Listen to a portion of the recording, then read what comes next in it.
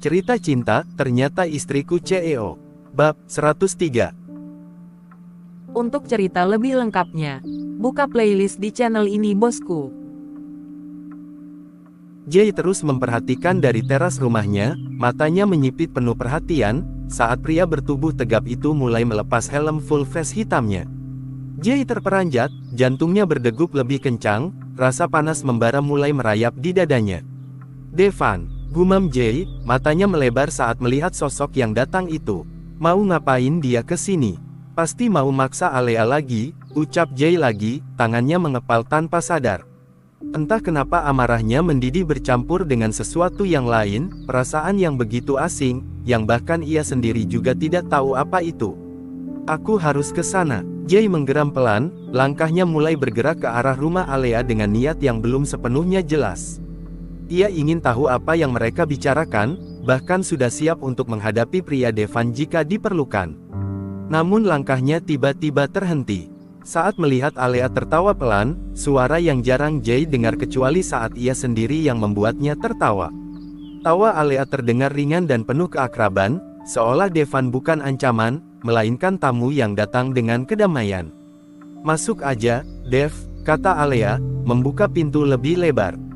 "Gue bikinin teh, lo pasti capek kan? Lo masih inget gue suka teh manis, ya?" Devan berucap pada Alea, senyuman tipis terlihat di wajahnya. "Gue bukan orang pelupa, udah ayo masuk," jawab Alea. Itu jelas suara Alea, yang membuat Jay mengerutkan kening tak mengerti. Kenapa tiba-tiba mereka bisa seakrab itu, bahkan Alea membiarkan pria itu masuk dan duduk di ruang tamunya. Hati Jay seolah bergolak, dadanya sesak, dan untuk beberapa detik, ia merasa seperti anak kecil yang kehilangan mainan favoritnya. Pikirannya beradu antara logika dan rasa, perasaan yang ia sendiri tak ingin akui. "Apa-apaan sih, Alea? Belum ada seminggu kejadian itu, masa dia lupa? Dasar botol Yakult, aku bakal ngingetin dia sekarang juga." Jay melanjutkan langkahnya. Kini Jay melangkah dengan mantap memasuki halaman rumah Alea. Sepasang matanya penuh dengan tekad, langkah-langkahnya menciptakan bunyi lembut di atas paving yang membawanya langsung ke ambang pintu. Seketika seluruh ruangan hening saat sosok kepala desa muda itu muncul, dengan sorot mata tajam seperti pedang yang terhunus. Jay, Fei menatapnya dengan alis terangkat, suaranya penuh rasa ingin tahu sekaligus agak ngeri. Devan yang duduk dengan nyaman di sofa, hanya menoleh sekilas tanpa banyak bicara. Jay menyapukan pandangan dingin ke seluruh ruangan, lalu bertanya, "Alea mana?" Alice menunjuk ke arah dapur. "Dia lagi bikin teh di dapur, tuh." Tanpa berkata banyak, Jay langsung melangkah masuk ke dalam rumah. Ia bahkan tidak repot-repot permisi atau meminta izin, dan langkahnya yang cepat mencerminkan ketidaksabaran yang meledak-ledak dalam dirinya. Tiba di dapur, ia menemukan Alea berdiri membelakanginya, sibuk menuangkan teh ke dalam cangkir dengan perlahan. Aroma daun teh dan gula yang manis memenuhi udara, namun Jay sama sekali tak memerhatikan detail itu. "Alea," tanpa peringatan, Jay langsung meraih tangan Alea dengan penuh desakan, membuat gadis itu menoleh dengan mata terkejut. Jay, mereka kini saling berhadapan, begitu dekat, hingga gadis ini bisa melihat kerutan kecil di alis Jay dan api yang berkobar di balik matanya. "Kenapa kamu malah biarin Devan masuk ke rumah kamu gitu aja, tanya Jay, penuh intimidasi. Alea hanya berdiri terpaku, jantungnya berdegup keras saat ia memandang wajah Jay yang syarat dengan kemarahan yang nyaris tak bisa ia sembunyikan. Tatapan mata mereka bertemu, menciptakan keheningan yang menggantung di udara, dan untuk sesaat seolah dunia berhenti berputar.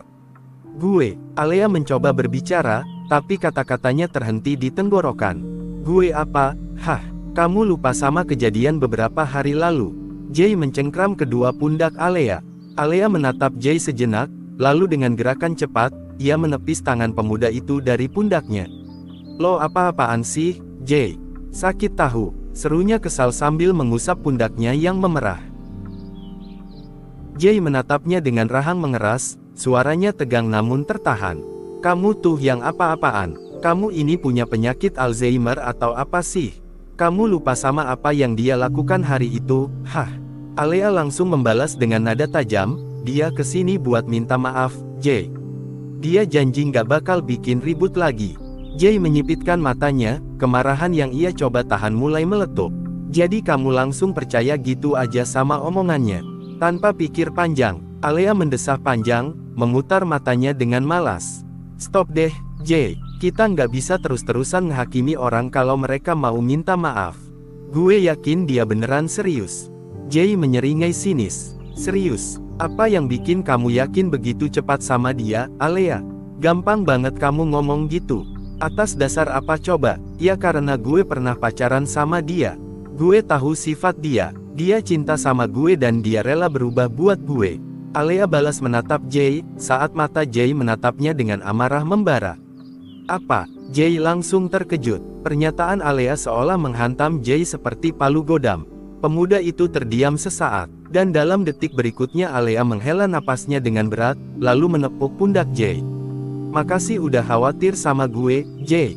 Tapi gue juga bukan anak kecil lagi, gue tahu mana yang baik dan mana yang enggak baik.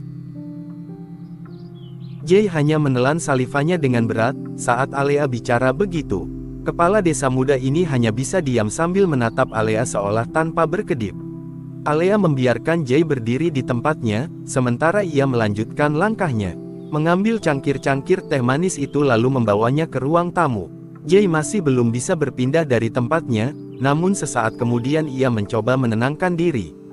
Mungkin memang benar kata Alea, dirinya yang sedikit berlebihan menanggapi ini. Bisa saja Devan memang mencintai Alea, dan akan berubah untuk gadis itu, tapi entah kenapa ada perasaan marah yang seolah berada di sisi lain dirinya. Semoga kamu benar, Alea, ucap Jay, yang lalu melangkah pergi. Pemuda desa ini hendak pergi dari rumah itu, tapi ketika ia melewati ruang tamu, tiba-tiba saja Devan memanggilnya. Bro, tunggu, ucap Devan seraya berdiri dari tempatnya duduk. Begitu juga dengan Jay yang menghentikan langkahnya, membuat semua orang yang ada di sana terdiam. Devan berjalan ke hadapan Jay, lalu mengulurkan tangan kepada kepala desa muda itu. Sorry, ucap Devan. Jay masih terdiam, menatap pemuda di hadapannya, seolah sedang mencari kejujuran di mata pria itu. Keheningan menggantung di udara, seolah untuk beberapa detik waktu berhenti di sekitar mereka, membuat atmosfer di sana menjadi berat. Jay, Alea memanggil memecah keheningan. Yang dipanggil namanya menoleh kecil, tapi tidak bicara satu patah kata pun. Malah membuat suasana semakin menegangkan. Namun Fei yang melihat itu, berusaha mencairkan suasana dengan mendekat kepada Jay, dan meraih tangannya. Gabung sama kita yuk, Jay. Alea itu emang nggak bisa masak, tapi teh bikinan dia enak banget iho, ayo duduk. Pinta Fei dengan ramah. Devan menurunkan tangannya lagi, ketika Fei menarik tangan Jay untuk duduk di salah satu sofa.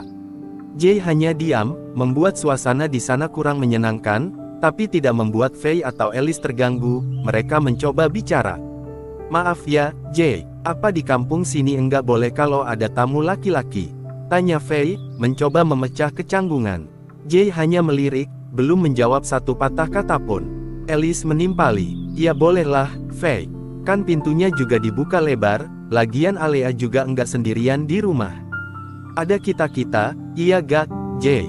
Jay tetap saja masih diam, seolah wajah ceria yang biasanya menghilang begitu saja. Melihat Jay hanya diam, mereka semua jadi salah tingkah. Sepertinya mengajak Pak Lurah muda itu bergabung, adalah pilihan yang salah. Hingga akhirnya suara Devan terdengar lagi, seakan tengah merayu sahabatnya yang merajuk. Bro, ayolah, gue minta maaf soal kejadian waktu itu. Kini Jay menatap Devan dengan sinis, membuat Devan menaikkan sudut bibirnya. Kenapa sih? Kayaknya lu bukan cuma nggak terima soal kejadian hari itu deh, kayak ada hal lain, ucap Devan lagi. Jay mengerutkan kening mendengar pernyataan itu. Apa maksud kamu? Yah, gue juga enggak tahu. Lu tanya aja sama hati lu sendiri, jawab Devan sambil menggedikkan bahu. Jay tersenyum sinis, mendengar ucapan Devan. Jangan sok tahu deh, kamu. Alea yang mendengar jawaban Jay, sedikit terbakar amarahnya. Ia lalu bicara dengan nada sinis kepada tetangganya itu. Jay, lu kenapa sih? Devan cuma mau minta maaf sama lu, kenapa lu sesinis itu sama dia? Dia udah berapa kali lo bilang maaf, tapi lo gak nanggepin sama sekali. Jay masih diam, tangannya terkepal kuat. Entah kenapa Jay tidak bisa menerima maaf dari pemuda itu, bahkan dirinya sendiri saja tidak tahu apa alasannya. Udahlah, Lea, gue gak apa-apa, kok. Gue bisa paham kenapa Jay kayak gitu, dia gak suka sama gue, gak nerima permintaan maaf gue. Mungkin karena dia suka sama lo. Celetuk Devan, seketika membuat mata Jay melotot ke arahnya. Tapi dengan segera Alea menepis pendapat itu. Ya enggak lah, Van. Jay itu udah punya pacar, dan pacarnya juga hebat, dia bidan di kampung sini, udah punya klinik sendiri juga. Jadi gak mungkin lah Jay suka sama gue, pacarnya aja cantik plus keren, pula. Iya kan, Jay? Alea meminta validasi. Devan mengangguk-angguk mendengar jawaban Alea. Wah, keren. Bagus deh kalau gitu. Jay tertawa getir, dan langsung bangun dari duduknya. Aku masih ada urusan, aku pamit, ucap Jay yang langsung pergi dari tempat itu. Setelah kepergian Jay, mereka semua saling bertukar pandang, kecanggungan sempat terasa di udara, tidak ada yang bicara satu patah kata pun. Hingga akhirnya Devan memecah keheningan. Oh ya, Le, Alea menoleh pada pria itu. Kenapa? Kan katanya Rico sama Regan juga mau datang ke sini nih, gue juga udah sewa villa deket sini. Jadi untuk beberapa hari ini, gue yang bakalan jemput lo dan antar lo ke tempat kerja ya, pinta Devan. Alea hanya terdiam mendengar pertanyaan itu, gadis ini sedang berpikir keras hingga membuat jeda waktu yang cukup lama. Gimana, Le? Tanya Devan meminta kepastian. Ya udah deh. Tapi ngomong-ngomong kenapa sekarang lu ada di daerah sini ya, Dev? Apa emang lu udah pindah ke daerah sini? Tanya Faye tiba-tiba. Iya nih, lo udah lama enggak kelihatan di base camp kita. Rico juga nyariin lo, ternyata lo ada di daerah sini. Alice menimpali. Pertanyaan itu membuat Devan terdiam sejenak, tapi sesaat kemudian pemuda itu tersenyum. Gue ada kerjaan di daerah sini, jawabnya singkat. Faye langsung terkejut dengan jawaban itu, serius? Jadi lu sekarang udah punya kerjaan sendiri, kerja apa lo, Dev? Cuma kerjaan biasa aja kok, Faye. Yang penting gue nggak jadi beban keluarga, jawab Devan lagi. Faye menghela napas dengan lega. Bagus deh, kerjaan apa aja yang penting masih di jalan yang benar. Iya kan? Devan mengangguk pelan, dengan senyuman tipis di bibirnya. Sekali-sekali lo kabarin Rico dong, kalian kan dulu bestie banget. Masa tiba-tiba lo ngilang gitu aja sih, sahut Alice. Tahu nih, sepupu lo juga tuh. Katanya dia kengen sama lo tahu. Faye menimpali. Devan tertawa kecil. Iya, kapan-kapan deh gue main ke base camp.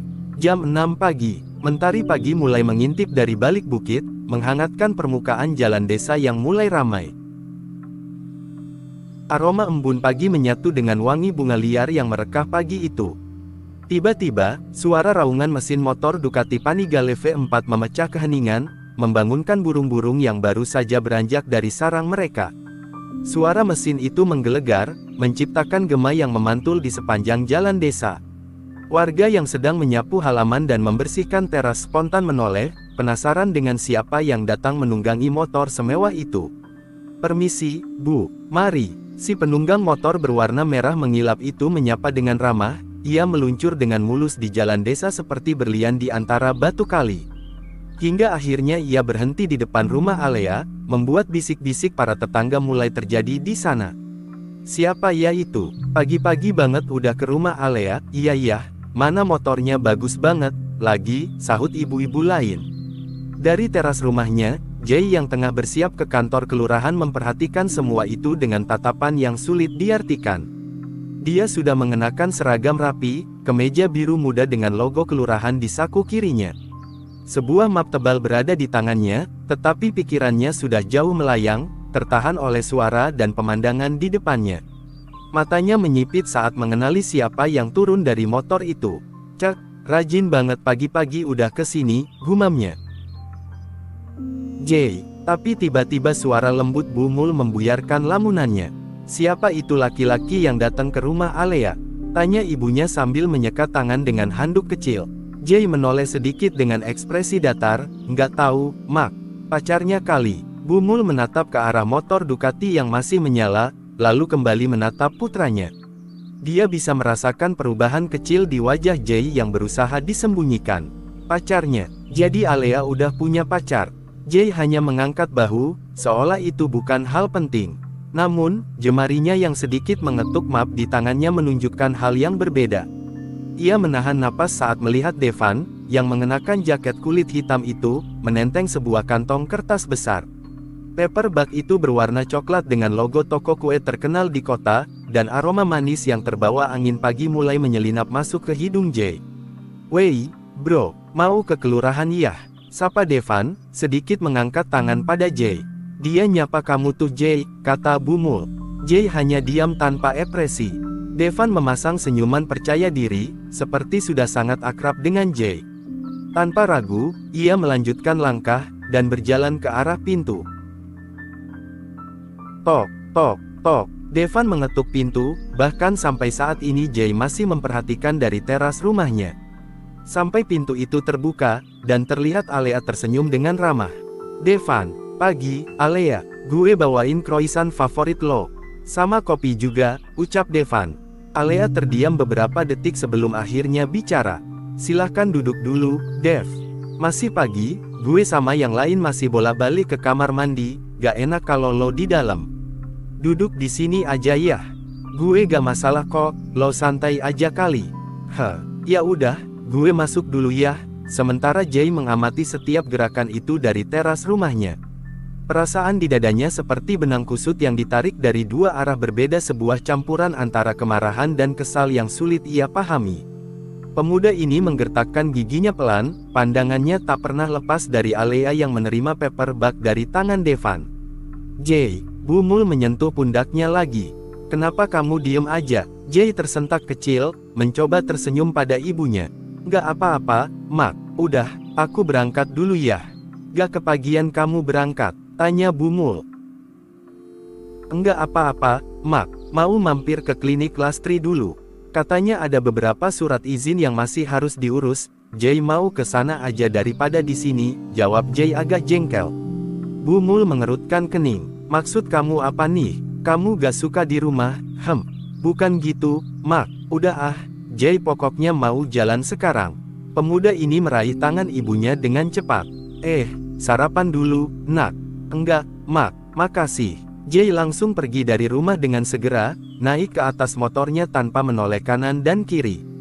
Sore hari di perumahan Tata Gria Asri. Sore itu diselimuti oleh kesibukan. Matahari mulai meredup di ufuk barat, mewarnai langit dengan gradasi jingga dan ungu.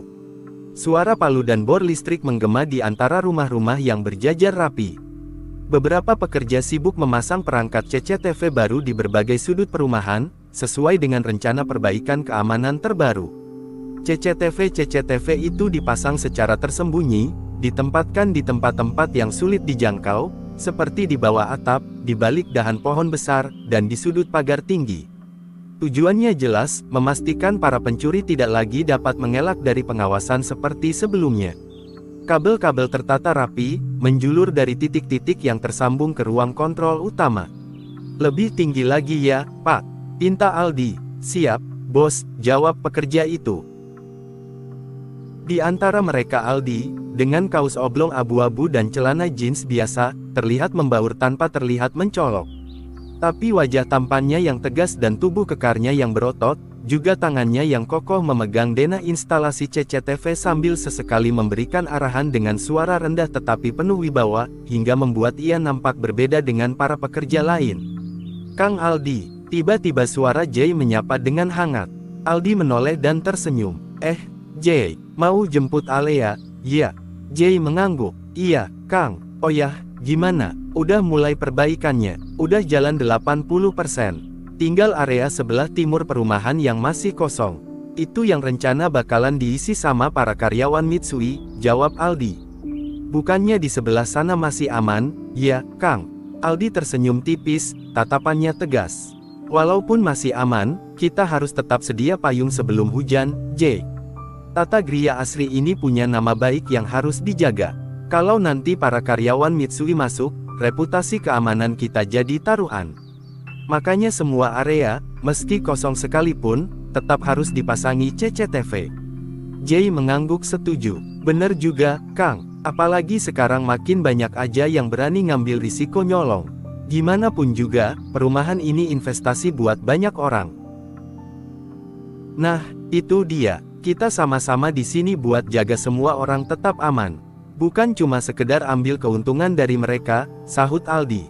Jay tersenyum lebar. Ish, Kang Aldi mah, dari dulu usahanya keren banget. Cek, ini tanggung jawab, Jay. Bukan cuma sekedar usaha. Kalau kita udah berani usaha, ada banyak faktor yang mesti kita pegang teguh. Dan salah satunya adalah tanggung jawab, iya kan? Jay setuju dengan pemikiran itu. Bener sih, Kang. Ya udah, kita ke kantor sekarang ya. Mungkin Alea udah nunggu, ujar Aldi seraya merangkul pundak Jay. Mereka berdua akhirnya kembali ke kantor Tata Gria Asri. Seperti biasanya Jay langsung masuk ke dalam ruang tunggu kantor, yang biasanya Alea sudah menunggu di sana. Namun hari ini tidak ada siapapun di ruang tunggu itu, membuat Jay terdiam sejenak. Mereka belum pulangkah? Ucap Jay. Aldi kembali merangkul Jay. Ke ruangan aja yuk, mungkin Alea masih di ruangan sama Viola. Ya udah ayo, Kang. Mereka berdua melanjutkan langkah, hingga masuk ke dalam ruangan Viola. Tapi sesampainya di sana, hanya ada Viola seorang saja, yang masih sibuk dengan laptopnya. Abang, gimana, udah selesai yang di sebelah sini? Tanya Viola. Sebentar lagi, Vi. Kayaknya ini hari terakhir, besok mereka akan mulai ke sebelah timur, jelas Aldi. Viola mengangguk, tapi udah pasti ditaruh di tempat yang sulit dijangkaukan, Bang. Dan plus alarm, kalau itu sih, beres. Namun di tengah percakapan itu Jay menyela. Kak Viola, maaf, ini Alea mana ya? Loh, Alea, bukannya dia udah pulang? Emangnya bukan kamu yang jemput? Tanya Viola. Jay langsung menggeleng. Aku aja baru nyampe, Kak. Dia dijemput sama siapa? Aduh, kakak gak tahu. Soalnya dia bilang tadi. Kak, aku duluan ya, udah dijemput soalnya. Gitu dia bilang, kakak pikir itu kamu loh, sahut Viola. Jay langsung terdiam mendengar penjelasan itu, ia mengepalkan tangan, dan pikirannya sudah melayang ke seseorang. Yang pastinya sudah membawa Alea duluan. Lalu tanpa berkata apa-apa, Jay langsung berbalik badan, dan pergi dari sana. Loh, Jay, pekik Viola. Tapi Jay hanya diam, membuat wanita ini menatap suaminya. Jay kenapa, Bang? Tanya Viola. Aldi hanya mengangkat bahu. Aku juga gak tahu, deh. Jadi yang jemput Alea siapa dong? Tanya Viola lagi. Mungkin temen-temennya. Atau kalau penasaran kamu lihat aja di CCTV depan, saran Aldi. Jay kini tiba di depan rumah Alea tepat ketika azan maghrib berkumandang, mengisi udara senja dengan suara merdu yang menenangkan. Jay mematikan mesin dan melepas helm. Alisnya mengernyit ketika memperhatikan pintu rumah Alea yang tertutup rapat, bahkan tidak ada satupun tanda kehidupan di sana. Tidak ada suara tawa, obrolan Ryu Fei dan Alice, atau bahkan suara Alea yang biasanya terdengar dari dalam rumah. Semua sunyi, seolah-olah rumah itu kosong. Kok sepi banget, gumam Jay pelan sambil menurunkan standar motornya. Ia melangkah mendekat dan memeriksa sekeliling, dan lampu teras yang biasanya menyala hari ini masih mati. Jay mengetuk pintu beberapa kali. Alea, kamu udah di rumah, kan? Suaranya terdengar tegas, tetapi tidak ada jawaban. Hanya gemak ketukannya yang kembali terdengar, memantul di antara dinding rumah kosong itu. Setelah beberapa saat menunggu, ia mengeluarkan ponsel dari saku celananya. Atau gue telepon aja deh. Jari-jarinya cepat menekan kontak nama Alea, dan ia langsung menempelkan ponsel ke telinganya. Nada sambung terdengar jelas, tetapi tidak ada yang mengangkat. Jay mengetuk pintu lagi, kali ini lebih keras. Alea, ini aku, Jay. Buka pintunya dong. Tetapi tidak ada jawaban. Ia mulai merasa cemas, jantungnya berdetak lebih cepat. Ponselnya masih menyala, menunjukkan bahwa panggilannya terus berdering, tetapi Alea tetap tidak mengangkat. Kenapa nggak diangkat sih? Gumamnya lagi, menatap layar dengan kening berkerut. Ia mencoba sekali lagi, tetapi hasilnya sama. Jay mulai berjalan ke sisi rumah, melihat jendela ruang tamu yang tirainya tertutup rapat. Ia mencoba mengintip, tetapi tidak bisa melihat apapun. Namun dalam detik berikutnya, Jay mencoba melawan rasa cemasnya. Ngapain juga aku khawatir, mungkin dia lagi enak-enakan pacaran sama Devan. Sementara di sisi lain, ting, Sebuah pesan masuk terlihat di ponsel Devan, membuat pemuda itu segera memeriksa ponselnya. Udah di gudang, pokoknya besok harus langsung dieksekusi. Devan membalas pesan itu. Oke, beres pokoknya. Bersambung. Nantikan keseruannya di bab selanjutnya. Dukung channel ini dengan cara like, subscribe, share, dan komen. Terima kasih.